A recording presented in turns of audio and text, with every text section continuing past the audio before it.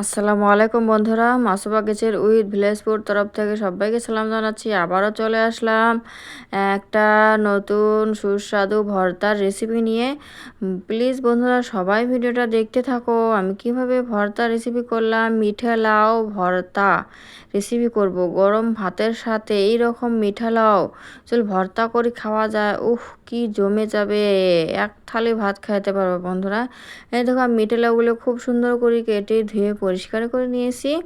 এখন এটা আমি এই যে ছোট্ট একটা কড়ার মধ্যে আমি এটা সিদ্ধ করে দিব।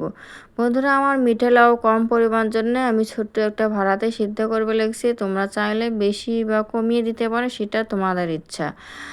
আর এই যে মিঠা লাউগুলো এখন সিদ্ধ করব কিভাবে ওটাও তোমরা দেখো। এই যে আমি এখানে পানি দিয়েছি, জল বন্ধুরা। এখন এটা আমি গ্যাসের মধ্যে দিয়েছি। গ্যাসটা বেশি হাই দিব না, একটু মিডিয়াম টাইপের দিব, দিয়ে এটা সিদ্ধ করে নিব। হাই দিলে পানিটা টপ করে কমে যাবে, কিন্তু লাউটা সিদ্ধ হবে না। আর বন্ধুরা যারা আমার চ্যানেলে নতুন আছে প্লিজ সাবস্ক্রাইব করে আমার পাশে থেকো, আর ভিডিওটা ফুল ওয়াচ করো, কেউ স্কিপ করো না, আর সবাই লাইক কমেন্ট করবে। এই যে এখানে আমি 2টা মরিচ নিয়েছি, 2টা রসুন কোয়া নিয়েছি বন্ধুরা। এগুলো আমি ভেজে নিচ্ছি একটু।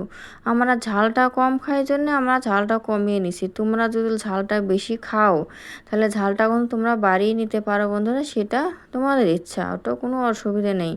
আমি কমিয়ে দিছি, তার জন্য তোমরাও দিবা, সেটা কিন্তু নয়, তোমরা একটু বাড়িয়ে দিবা।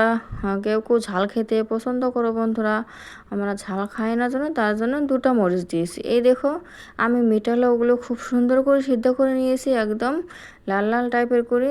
কোনো কোনো মিঠা লাউ কেউ কেউ সিদ্ধ করলে পানি থাকে, এটা দেখো খুব সুন্দর করে একটু আমি পুরা পুরা টাইপের করে এই মিঠা লাউটা সিদ্ধ করে নিয়েছি, কোনো জল নাই। এই মিঠা লাউটা ভর্তা বহুত টেস্টি হবে আর বহুত স্বাদ হবে বন্ধুরা। এই মিঠা লাউগুলো কেউ কেউ কী করে একটু লবণ দিয়ে সিদ্ধ করে এমনি খেয়ে নেয়, কেউ কেউ এমনিও কিন্তু খায়। আমি যেভাবে এটা সিদ্ধ করে নিয়েছি, একটু লবণ দিলে এমনিও খাওয়া যায়। এই দেখো বন্ধুরা আমি এই যে মিঠা লাউগুলো তোমরা দেখতে পারছো।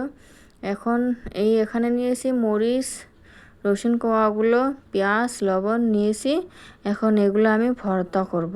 কীভাবে ভর্তা করব এই দেখতে পারছো। এখানে আমি সরিষার তেল ঢেলে দিচ্ছি পরিমাণ মতন। আর বন্ধুরা এখনও পর্যন্ত যারা আমার ভিডিও দেখে লাইক করেনি প্লিজ একটা লাইক করে দিবে বন্ধুরা, তোমাদের কাছে অনুরোধ করলাম, কেউ লাইক করা ভুলো না।